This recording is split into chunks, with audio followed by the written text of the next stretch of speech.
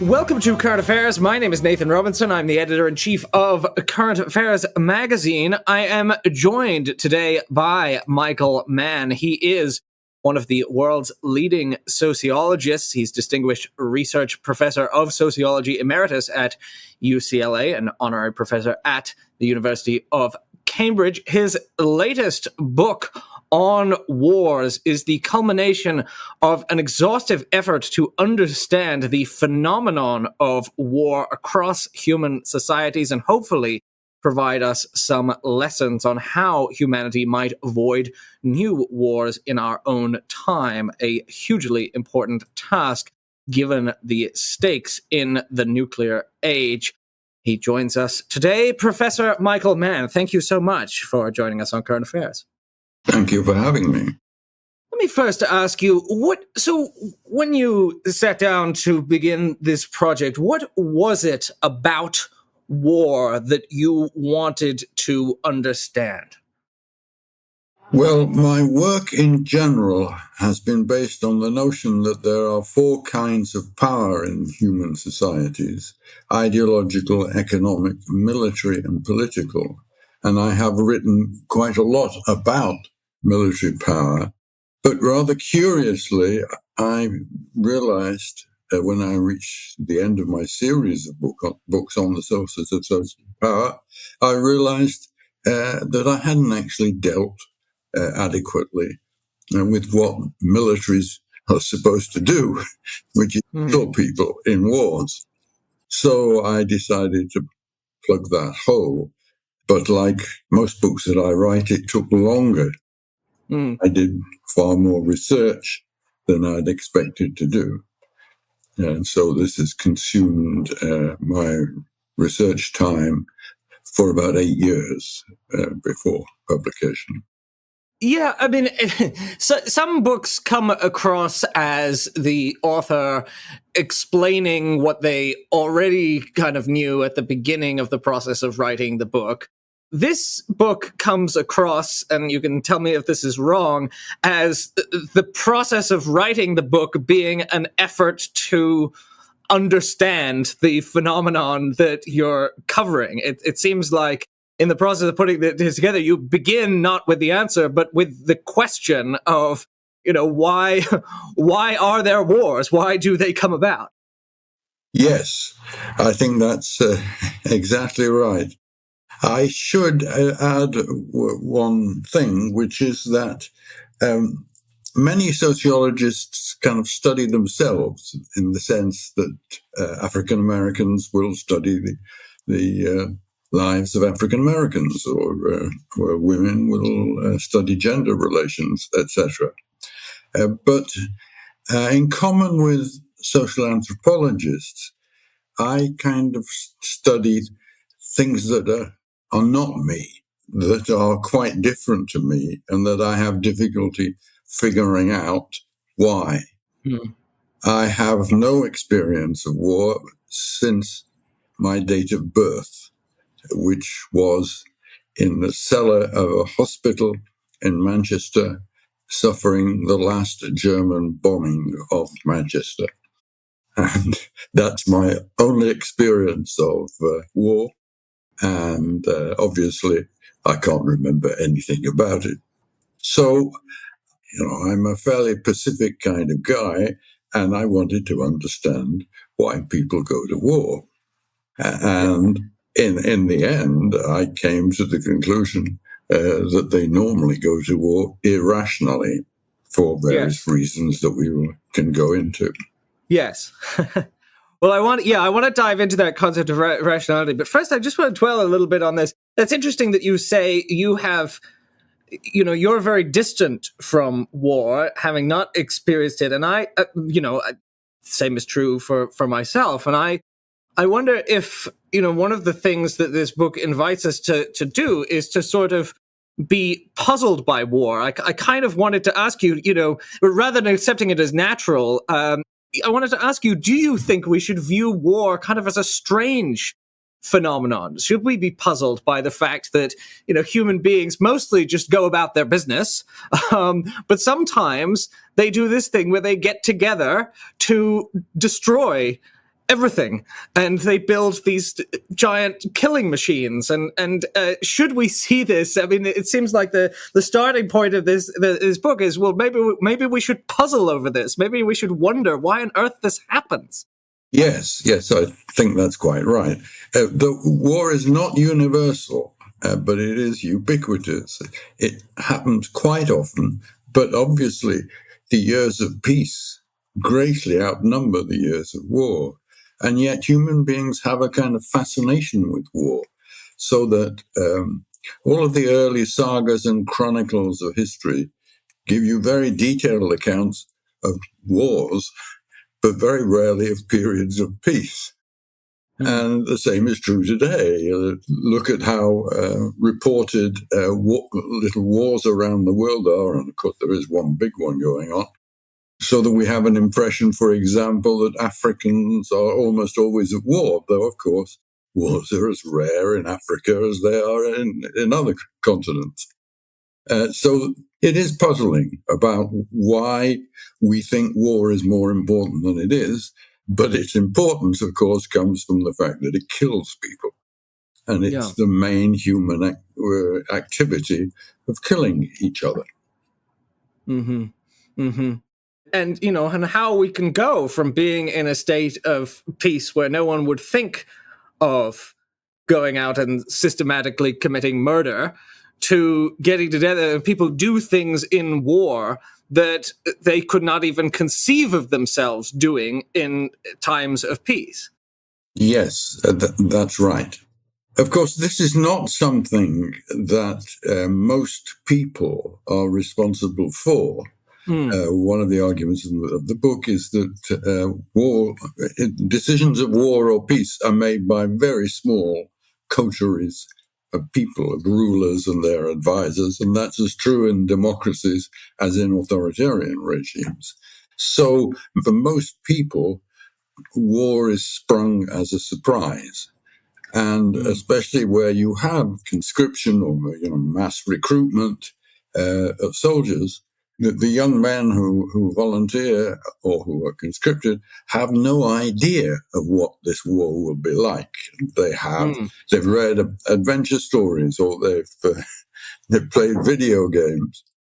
They expect it'll be a bit of an adventure, and of course it's not. It's in the middle of being in a horror story. So you have this phenomenon of rival soldiers. When war is declared, they march off to battle. In 1914, British soldiers went to the front saying, we'll be back by Christmas. At the same time, German soldiers were saying, we'll be back when the autumn leaves fall. So they had no idea of what a modern war would be like. So soldiers have to learn. They're frightened. We would be frightened too by the first battle, but they have to learn to cope with the terror all around them. And most of them do, unless they think they're being used as cannon fodder, and then they tend to rebel. We're saying there about how small groups of people make the decision to go to war. We talk casually as if countries act, but countries don't act, right? So we say Russia invaded Ukraine, but Russia didn't invade. Russia doesn't make a collective decision. Most ordinary Russians have had absolutely no say whatsoever. Vladimir Putin decided to invade Ukraine, and then Russia had to deal with the consequences of that decision. How do you think our understanding of war is kind of distorted or affected by this, by just the way in which we conceive of nations as units that act?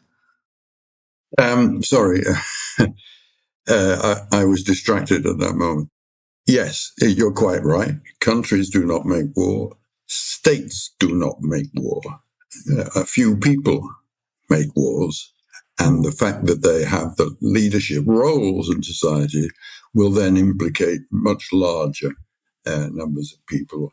And so it's a curious feature, because those who study war know how lethal it is and how appalling it is. and yet most people do not.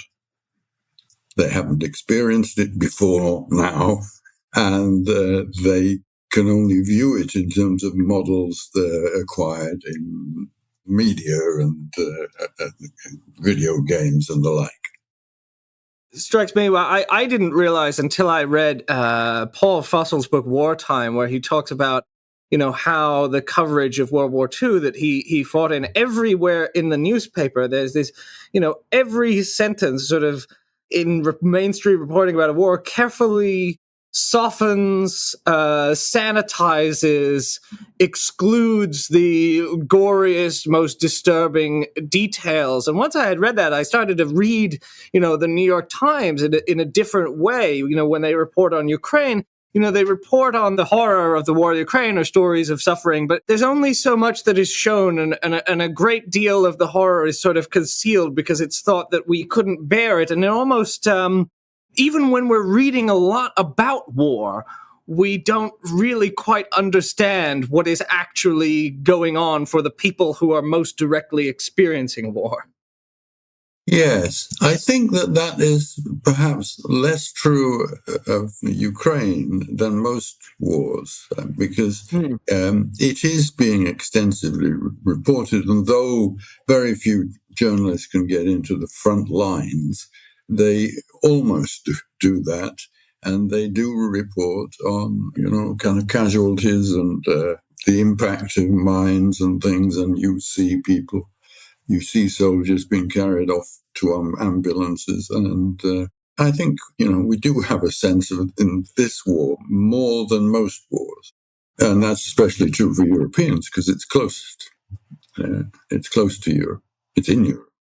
But I suppose there's a selection of who gets empathy and who doesn't. For example, the other side, the receiving end of U.S. power in Iraq doesn't get necessarily the same level of coverage of the consequences for the victims.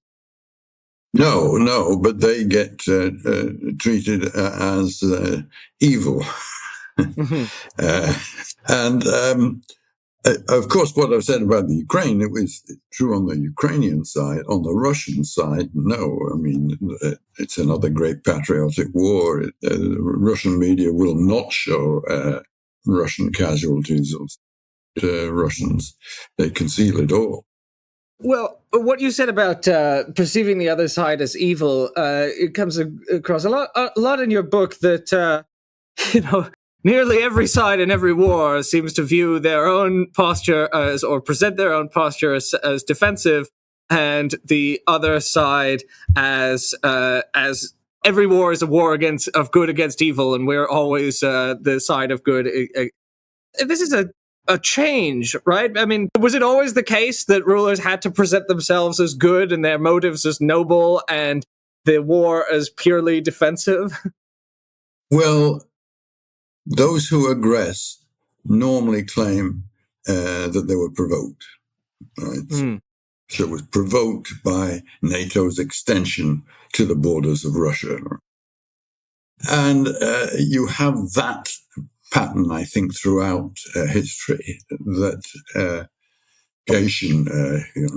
but it's a different kind of provocation. But if we take, for example, someone like Genghis Khan, or one of the great conquerors of history, what he regarded as a provocation was some other rular near obeisance to Genghis Khan, and that is an insult to his honor. And so he normally wins, though that is not the pattern of most wars. So I want to ask you about this. There is this narrative that I kind of associate with Steven Pinker and the Better Angels of Our Nature, that essentially the natural or early stage of humankind was brutish and violent and warlike.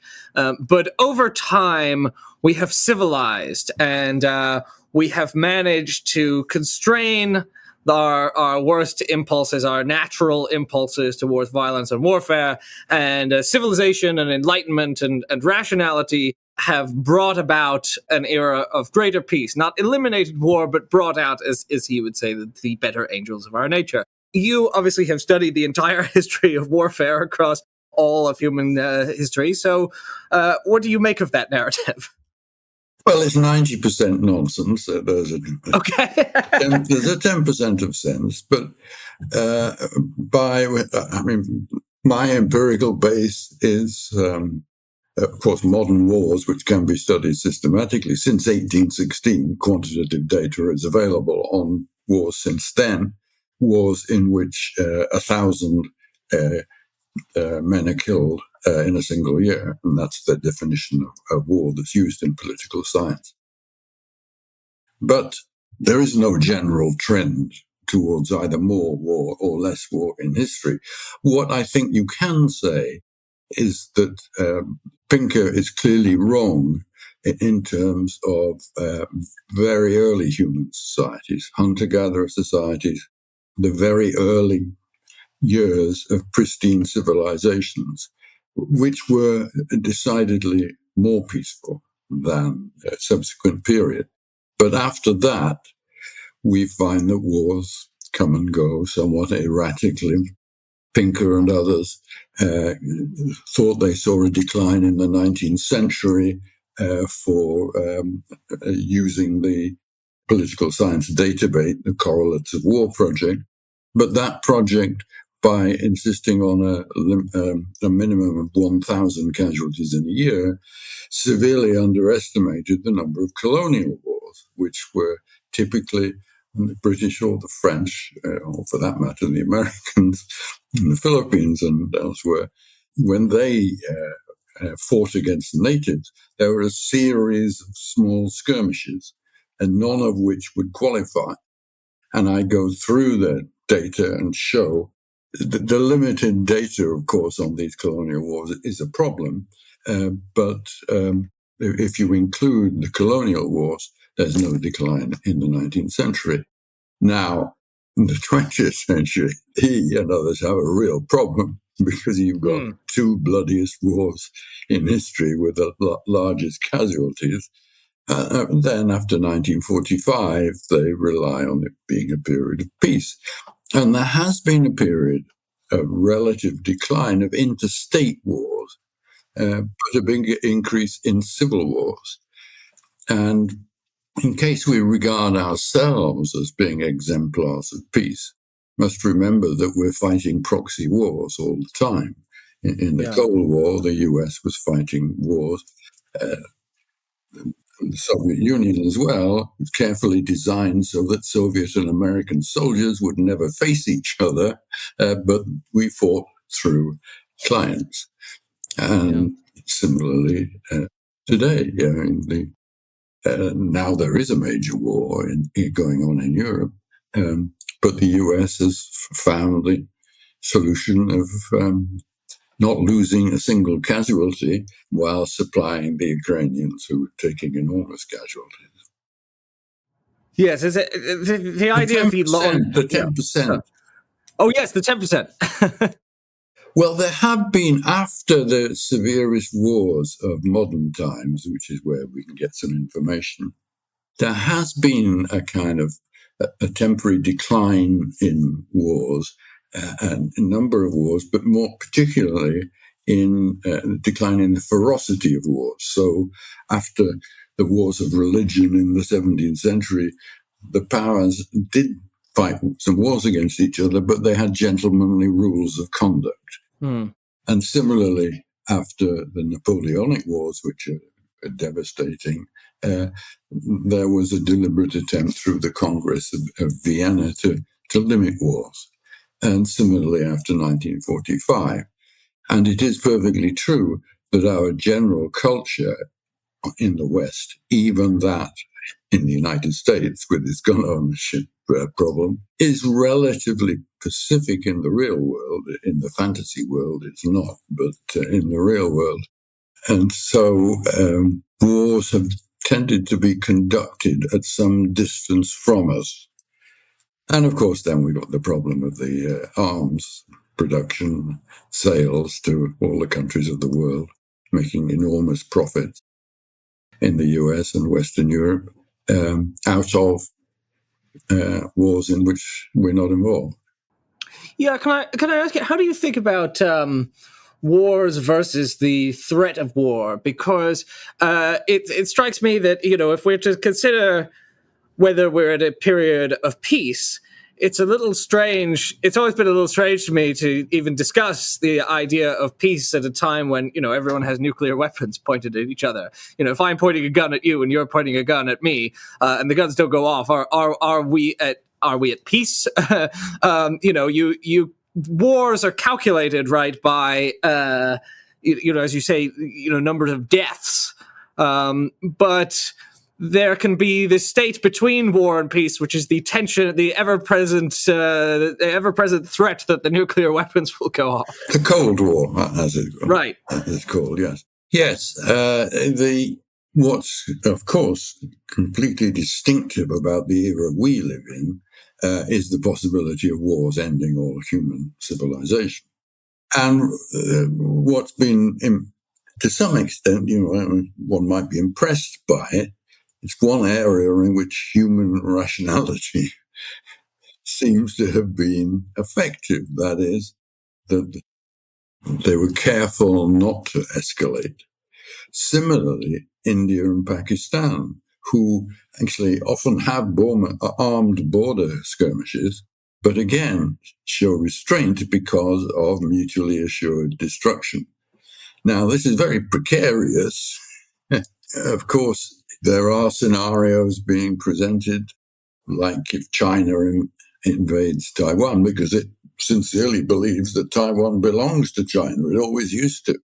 Now, how does the US respond? And would you find, if there was a hawk in the White House, would American force retaliate? And in that case, what would the Chinese do? And then what would the Americans? So there's no guarantee. And it could be that our civilization will end.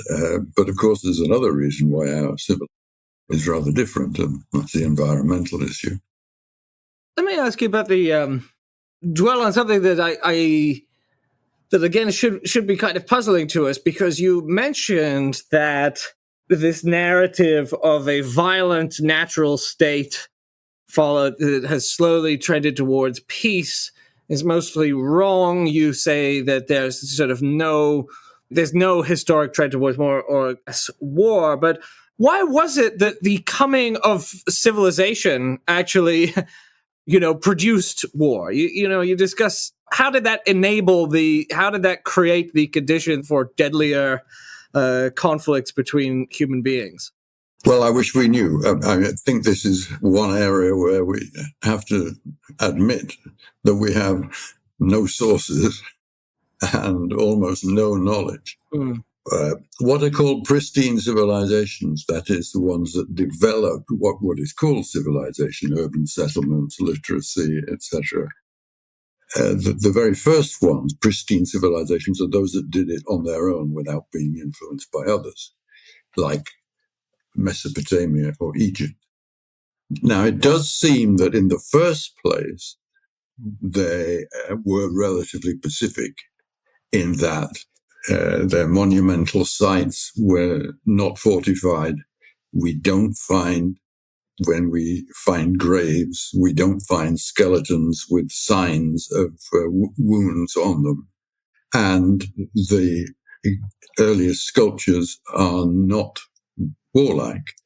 Now, some of these lasted a very long time. The Indus Valley civilization in present-day India, Pakistan, lasted for kind of 800 years with apparently no wars. But others did develop wars. And unfortunately, in the case of Egypt, we don't know why it happened there and not in some others.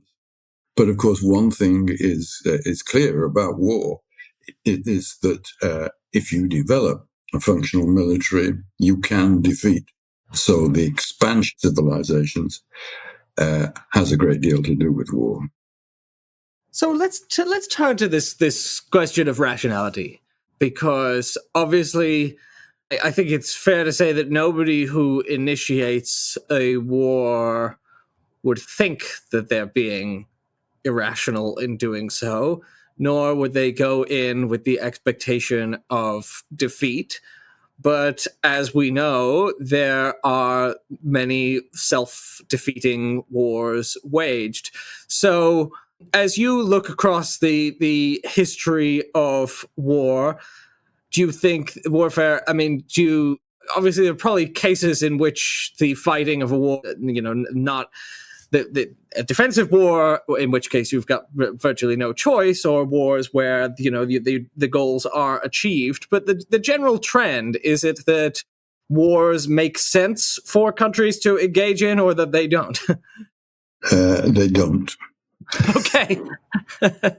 If we separate wars of defense from wars of aggression, realist political science theory, which is based on rationality, would say that there is a fair amount of calculation going into whether you make war or not, and that in the case of defensive war, the theory is that feel chronically insecure and they go to war to ensure their survival. Now, the problem of that, and I'll deal with aggressive war in a moment, problem of that is that defense may sometimes be rational, but it can't be the general feature of defensive wars because the vast majority of states do not survive. The vast majority of states do not survive. And China, in the times that we know, began the kind of civilized period with 70 plus states, and that was reduced to one, the one that we know as the Chinese imperial state. So there were 69 losers, at least. In Japan, in the 16th century, 1 out of 200 plus local rulers survived. And in Europe, about 30 states survived from the 300 states of the early medieval period. So it doesn't work. Why didn't they survive? Well, it appears defeated war is the biggest number. The second proportion, the largest proportion, is submission under threat of war, and the third, a happier marriage or inheritance pattern. But the majority of the wars, majority of the failures to survive are in war. So it's clear the more rational thing would be to submit.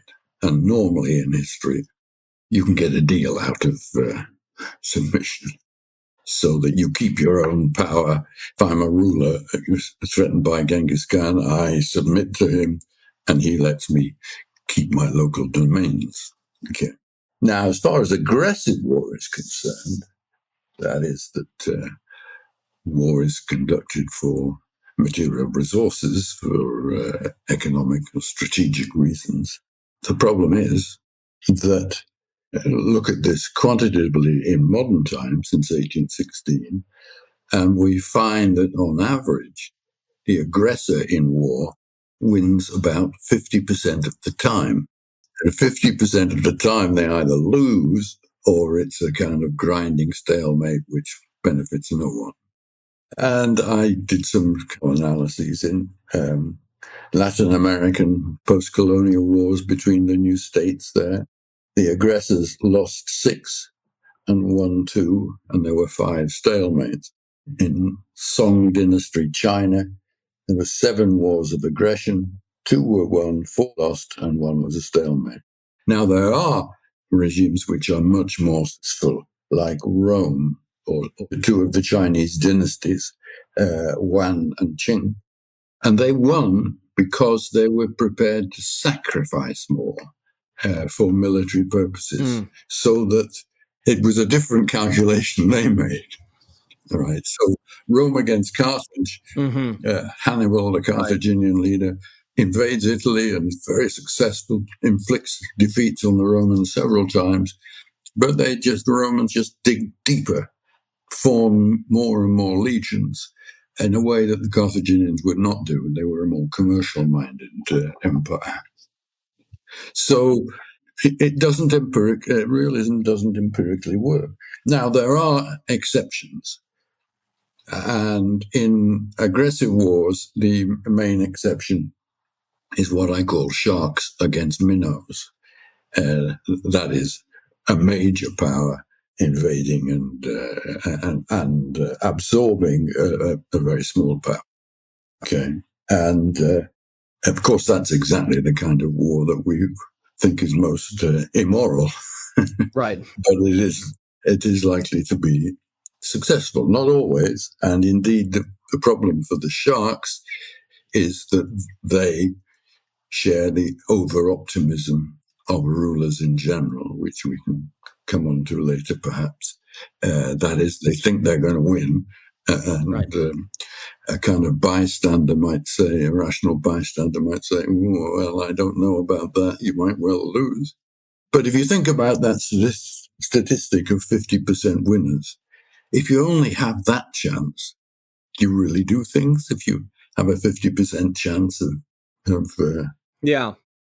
But I suppose in thinking about this question of whether wars are rational, a lot depends on what you mean by the term, because, so for example, if we consider Putin's decision to invade Ukraine, you could say, well, he thought of this as a shark versus a minnow. They had the classic overconfidence there, but then look, hundreds of thousands of casualties.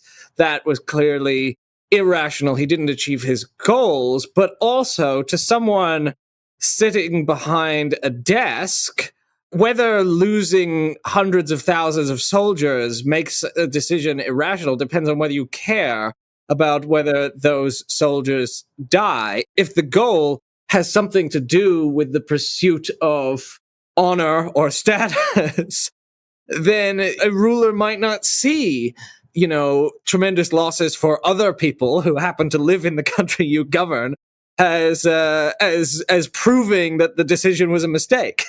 Well, that's true, and gambling. War is a gamble, but they're gambling with other people's lives.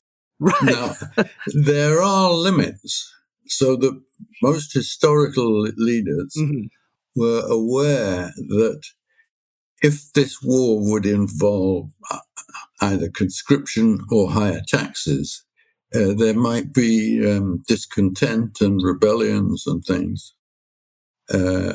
So there was a minimum level of thinking about soldiers' deaths, right?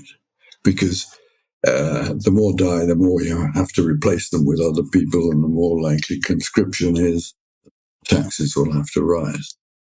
Well, you've raised something that I do emphasize, which is that alongside any material goals, there are ideal goals like honor, status, and just the enjoyment of dominating others, which drive forward a lot of wars. And indeed, honor is something that a number of minnows, rulers, felt they had to demonstrate. They were not optimistic about being able to defeat China or whoever it was, or Rome. But honor demanded that they fight.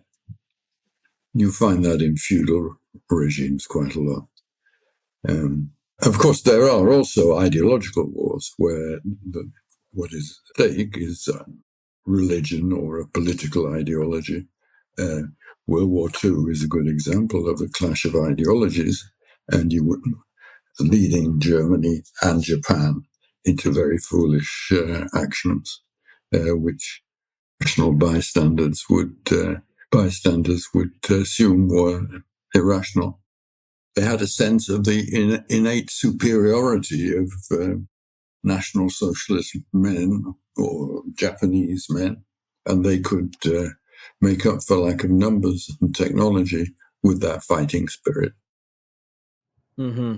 Well, I want to conclude by talking about the lessons that you've managed to find for those of us who want to avoid a future of catastrophic war between great powers. Obviously, the conclusion that war is generally not rational would strike one as a hopeful conclusion, because it would suggest that if we could just think about it, and resolve our conflicts through diplomacy, if it was the case that war was a good idea, that would make it much, much harder to avoid it.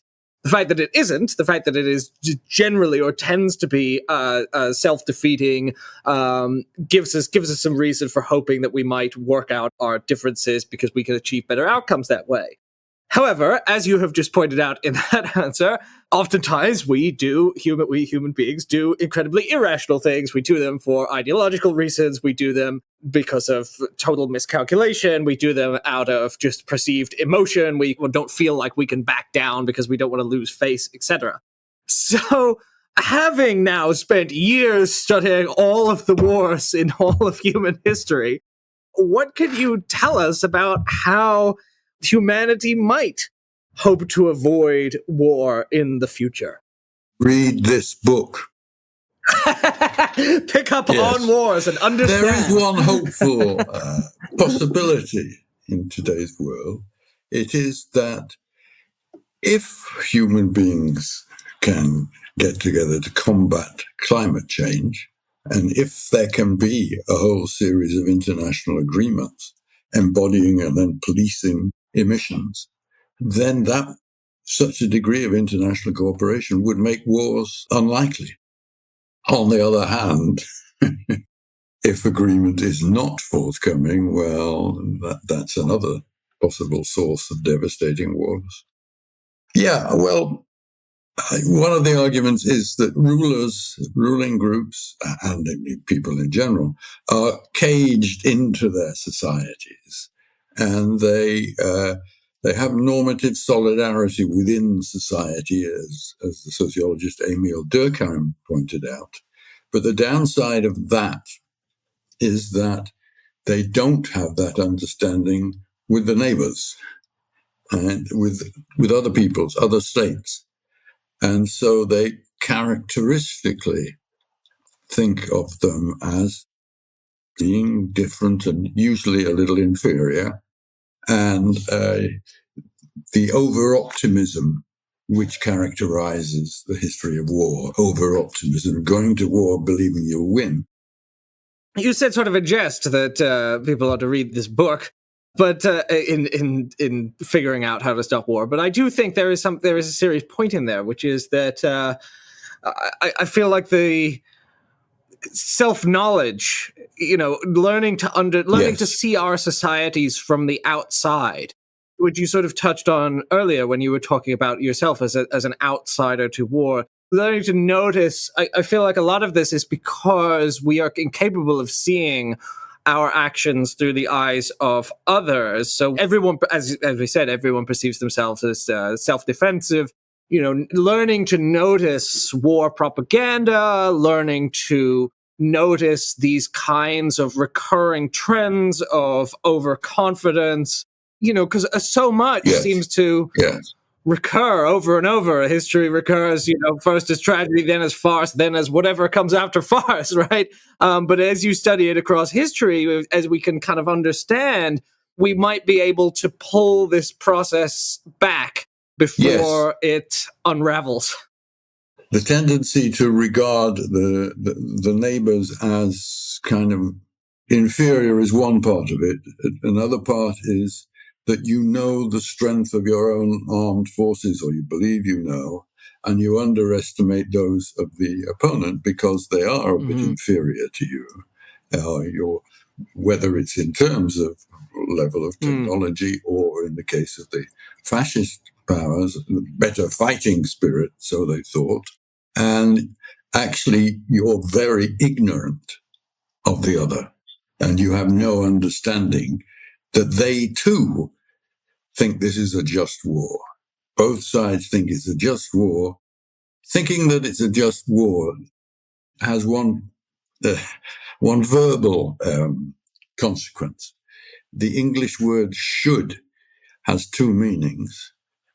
Firstly, it has a normative meaning. We should win because we're virtuous, all right?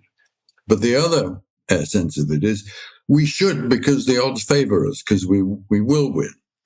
And that ambiguity fuels their war. Okay. What you just said, I mean, I couldn't help but think of Vietnam and Afghanistan. The Americans almost in total ignorance of the people they were fighting, totally convinced that the war was just and even defensive Yes. when we are essentially invading other countries. and then suffer the consequence in these surprising stalemates or defeats. Won a serious war since 1945. I mean, Korea was a draw, Vietnam a defeat, Afghanistan, Iraq, and the only successes are the true shark minnow cases like Grenada or Panama. So right. Yes, I mean this pattern right. is very much close to home. Mm-hmm. Mm-hmm. And you even see in the war in Ukraine, I mean, obviously Putin underestimates his opponents, but then you see there was all of this reporting of the Russian military's collapsing because it's corrupt, and it turns out that in fact Russia is more resilient than some people might expect, because there's all these biases that we have that make us think that our opponents are going to be weak and collapse quickly. That's right. They're going to collapse. Instead, the Russians now show the strength of a defensive posture which you've had time to prepare. And compared to their attempted aggression, which was, a failure, defense is formidable, and there is a stalemate, I think. Mm-hmm. Can I ask you finally here, for that war in particular, is there anything that you have come out of your studies of with, I don't know, a path towards, what do you see the best possible path towards an end to that war as being? Well, it would have to be a compromise, obviously, and at the moment neither side is prepared to do that, and nor is NATO willing to do that, because it might well involve NATO to a limited extent, as well as Ukraine having to accept that some of the territory that Russia has occupied they can't get back, and Russia having to accept that they can't. But we're a long way off that, because all of these values of status, honor, of justice is on our side. These are all getting in the way. Well, I do think I wanted to speak to you because I do think this book couldn't be more valuable or timely. I just think everyone should pick it up and understand. As you said, you have not managed, because it's impossible to produce a single, simple, unified theory of all war that can get us out of war. But that self-knowledge, that understanding of what we're talking about and why these things happen, and looking at it over the course of human history, just is so important if we're going to try to constrain this most destructive and terrible of human activities. The book is On Wars by Professor Michael Mann. It is available from the Yale University Press. Professor Mann, thank you so much for joining us on Current Affairs today. Thank you very much, too. All right.